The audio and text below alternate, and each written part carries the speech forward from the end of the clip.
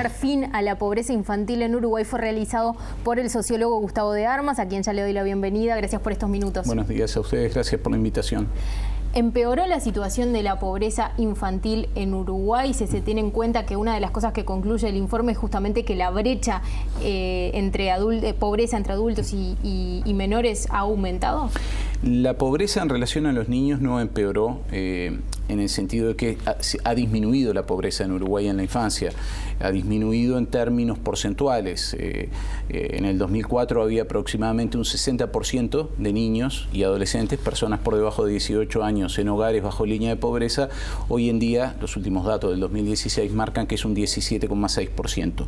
Lo que sí empeoró, que obviamente está vinculado al tema de pobreza, es la desigualdad entre grupos de edad, entre los niños y adolescentes en una punta de la población y los adultos mayores en la otra punta de la población. Algo que quizás la teleaudiencia no tiene tan presente, pero yo diría que en los últimos años ha ido ganando terreno en el ámbito académico, técnico, es el consenso con respecto a que en Uruguay la pobreza se concentra en la infancia, que la incidencia de la pobreza es significativamente más alta en los niños y adolescentes que en los adultos, 18 a 64 años de edad, y particularmente en los adultos mayores.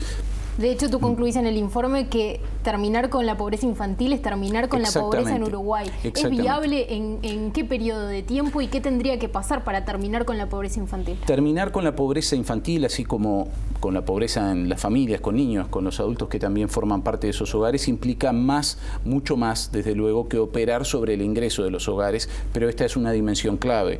Cuando se mide la pobreza por ingresos o pobreza monetaria, es decir, se compara el ingreso de los hogares respecto al ingreso que deberían tener para acceder a una canasta básica de consumo, ahí advertimos que una porción importante de los hogares con niños no logran alcanzar un nivel de ingresos que le permita satisfacer las necesidades de consumo de todos sus integrantes, incluidos naturalmente niños y adolescentes. Por lo tanto, allí hay una primera dimensión a atacar, el ingreso.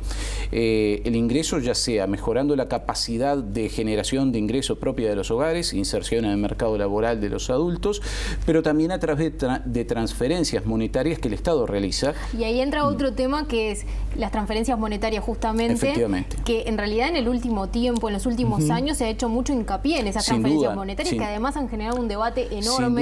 Sin duda. ¿Qué pasa? ¿Es que no están llegando lo suficiente? Es un excelente punto el que tú haces. En realidad, probablemente la población piense que el nivel de transferencias que tiene Uruguay es excepcional o que es un país atípico en ese sentido, y allí hay un primer error o punto a corregir. Todos los países de América Latina y el Caribe tienen programas de transferencias condicionadas a las familias en situación de pobreza, condicionadas a la asistencia educativa y sanitaria fundamentalmente de los niños y adolescentes.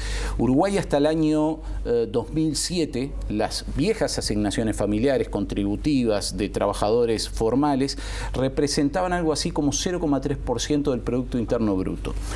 A partir del 2008, con el nuevo régimen de asignaciones familiares, Plan de Equidad, que es una prestación muy concentrada en la población en situación de mayor vulnerabilidad, el esfuerzo que el Estado hace se duplicó. Pasamos de 0,3 del PIB a 0,6. A eso podríamos sumar la tarjeta Uruguay Social y algunas prestaciones más. Ahora bien, eso en términos comparados es mucho, es poco. Bueno, alcanza a decir, por ejemplo, que en Argentina el Estado, a través de la asignación universal por hijo, las asignaciones familiares contributivas, la devolución de impuestos a las ganancias y algunas otras transferencias a nivel provincial, destina 1,3% del Producto Interno Bruto, el doble que Uruguay.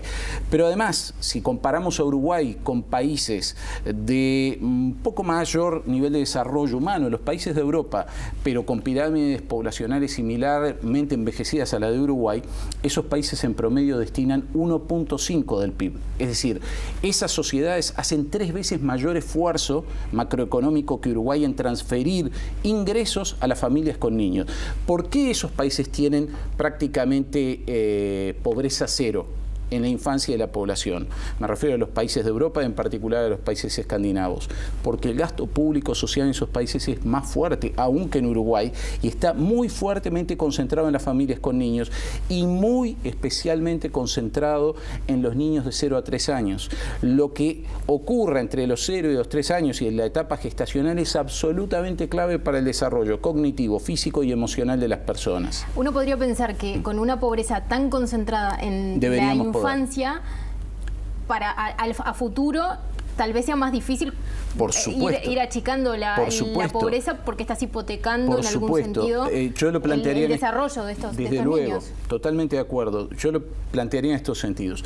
En este sentido, aún con este porcentaje bajo en comparación al 2004 que hay de pobreza infantil en Uruguay, monetaria, solamente monetaria, no estamos considerando otras dimensiones en cuyo caso el porcentaje sería mayor. Pero con este porcentaje de pobreza monetaria que tenemos hoy, 17,6%, 1 de cada 5, uno podría decir, de cada 45.000 niños que nacen en Uruguay, año a año, más o menos 10.000 se irán acumulando que vivieron experiencias de pobreza monetaria, de insatisfacción de alguna de sus necesidades básicas, de infraconsumo, y eso impactará en toda la trayectoria, en el desarrollo de sus capacidades, en su trayectoria educativa, en la probabilidad de repetir en educación, en la probabilidad de abandonar la educación tempranamente, de no completar los estudios y de tener, por lo tanto, una precaria inserción en el mercado laboral del futuro. Que se puede traducir a su vez también en más problemas de seguridad, por ejemplo. Por supuesto, pero además de reproducción de la pobreza en sí mismo.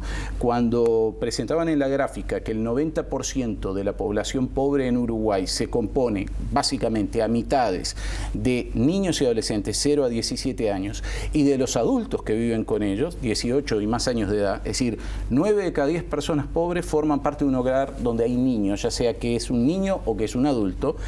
Esos adultos a cargo de esos niños son niños o fueron niños pobres hace 15 o 20 años. Entonces, la única forma de romper con la reproducción intergeneracional de la pobreza es atacar fuertemente la formación, el desarrollo de capacidades en la primera infancia y en el resto de la infancia. Justamente, ¿y qué rol en el estudio se deja entrever algo así como, bueno, a futuro y con los desafíos que está generando el mundo del trabajo? Totalmente. Ya de por sí estos chicos están, la mitad de los niños en Uruguay están naciendo en hogares cuyos padres tienen baja formación. Exactamente. ¿Qué se puede deparar para estos niños si no hay una reforma educativa? Ese es un punto clave. Tú preguntabas hace unos minutos, decías, bueno, ¿esto es solo un tema de ingresos? No. Poner fin a la pobreza, desde luego, implica atacar la dimensión ingresos porque es la medida con la cual medimos la pobreza y además efectivamente condiciona la capacidad de consumo y, bueno, de desarrollo de las personas que viven en esos hogares. Pero además de esto hay que atacar otras dimensiones que hacen a la vivienda, a la calidad de la vivienda, la segregación residencial. Tengamos en cuenta que en todo este periodo de muy fuerte caída de la pobreza monetaria en Uruguay, prácticamente no varió el porcentaje de población que vive en asentamientos irregulares en Uruguay. Más o menos un 5% de la población en todo ese periodo, desde el 2004 al 2011, cuento los últimos dos censos. Entonces, las políticas públicas, las políticas sociales no han sido del todo eficaces. Las políticas sociales han sido muy eficaces en Uruguay en reducir la pobreza monetaria. Y yo diría más que las políticas sociales, el conjunto de las políticas. Ese descenso de 40 a 9% de la pobreza se explica por crecimiento económico, se explica por mejora de ingresos, se explica por salarios. Allí intervienen políticas económicas y políticas laborales activas. La reducción de la pobreza extrema por ingreso o indigencia del 4,5 al 0,2, es decir, prácticamente la desaparición de la indigencia en el país, sí se explica por políticas sociales de transferencias de ingresos que estuvieron muy fuertemente concentradas en los hogares más pobres. Podemos recapitular y pensar en el programa Ingreso Ciudadano del PANES, en el nuevo régimen de asignaciones familiares, en la tarjeta Uruguay Social. Ahora bien, eso no necesariamente se tradujo en la misma magnitud en mejoras de la infraestructura de esos hogares, en romper la tendencia a la segregación residencial. Esto que decíamos, que haya un 5% de población, grosso modo, que desde hace 20, 30 o más años en Uruguay vive en cantegriles, que técnicamente llamamos asentamientos irregulares, pero que desde la década del 50, es decir, desde hace casi medio siglo, irónicamente se le llamó cantegriles, por la obvia referencia al Cantegril Country Club. Entonces, no es solo mejorar el ingreso, es mejorar infraestructura, es mejorar vivienda, es romper con la segregación residencial, pero fundamentalmente, tercera dimensión, como tú decías, es educación, es formar capacidades, capital humano en las generaciones más jóvenes, en los que están naciendo y creciendo, en los niños en la primera infancia, en los niños en edad escolar, en los adolescentes, pero también educación para los adultos jóvenes que están a cargo de estos niños. Es impresionante este dato de la mitad de los pobres en Uruguay tienen menos de 18 años, pero si a eso le sumás los jóvenes 18 a 29 años, 7 de cada 10 personas pobres en Uruguay son niños, adolescentes o jóvenes. Ese nivel de concentración de la pobreza en las generaciones más jóvenes no se observa en ningún otro país de la región. Y eso es resultado de que afortunadamente Uruguay logró erradicar la pobreza en los adultos mayores y en los adultos no jóvenes. Gustavo de Armas, gracias por estos minutos, a ustedes queda por la mucho por hacer invitación. sin duda.